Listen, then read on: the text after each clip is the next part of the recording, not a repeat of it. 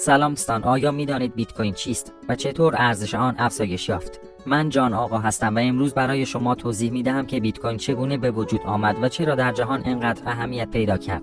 تعریف بیت کوین: بیت کوین یک پول دیجیتال است که شکل فیزیکی ندارد، یعنی نمیتوانید آن را با دست لمس کنید. این پول تحت کنترل هیچ دولت یا بانکی نیست، بلکه تمام معاملات آن توسط مردم در نقاط مختلف دنیا انجام می شود.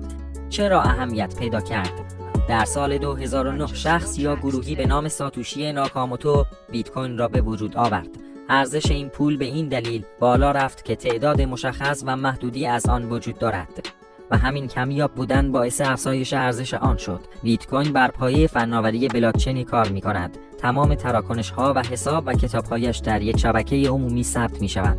ارزش آن از این جهت هم بالاست که مردم از آن برای سرمایه گذاری و حفظ دارایی هایشان استفاده می کنند. شما می توانید بیت کوین را برای خرید آنلاین، ارسال پول یا حتی سرمایه گذاری استفاده کنید.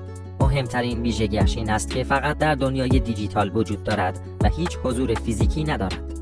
پس اگر می‌خواهید درباره این پول دیجیتال ارزشمند بیشتر بدانید، نه فقط امروز بلکه در آینده هم با ما همراه باشید. اطلاعات بیشتر درباره بیت کوین میتونه خیلی کمکتون کنه.